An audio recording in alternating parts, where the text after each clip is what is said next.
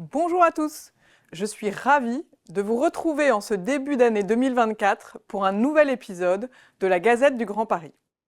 2024, c'est l'année des Jeux Olympiques pour le Grand Paris, un événement majeur qui va contribuer à renforcer l'attractivité de notre région. En revanche, les athlètes ne pourront pas prendre le supermétro puisque aucune des nouvelles lignes ne sera livrée à temps. Autre retard annoncé, l'ensemble du projet ne sera pas bouclé en 2030, mais devrait être empiété sur 2031.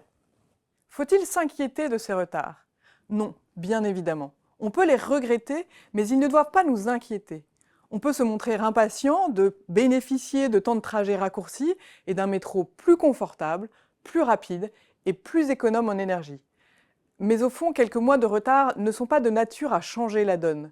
Pour rappel, il s'agit du plus grand projet de transport et d'urbanisme en Europe. Et ce projet avance. 2023 a vu d'importantes réalisations. En novembre, le nouveau métro a roulé pour la première fois sur 2 km.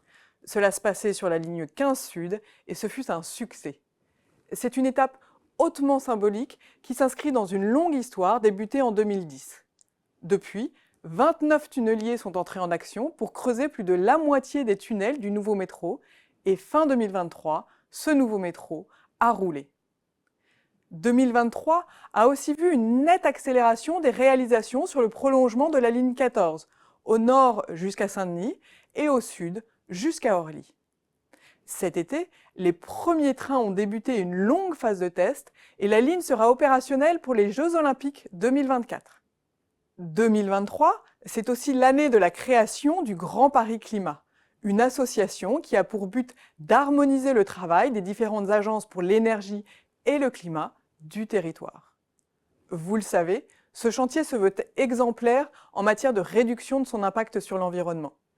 Mais saviez-vous que la Société du Grand Paris et l'IMT Nord-Europe ont trouvé une solution pour transformer une partie des déblais en ciment bas carbone, ce qui permet de réduire les émissions de CO2 de 18 à 38% sur ce poste. 2023 a été l'année de la remontée des taux financiers. Il n'y a pas d'effet magique Grand Paris Express, et sa région, comme tous les marchés européens, a été impactée par la hausse des taux. En revanche, les zones autour des futures gares semblent mieux résister.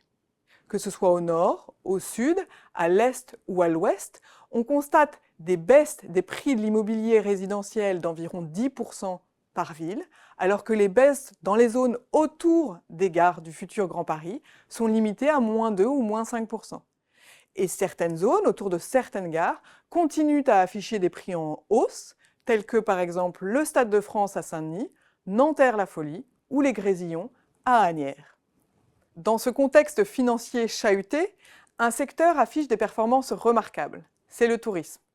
Plébiscitée par les touristes du monde entier, la destination Paris-Île-de-France a enregistré 22,2 millions d'arrivées entre janvier et août 2023, soit une hausse de 13% sur un an.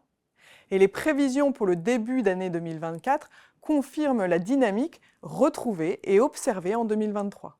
Le Grand Paris Express permettra à ces touristes de découvrir facilement de nouveaux sites en Île-de-France, dont les 7 merveilles recommandées par Enlarge Your Paris.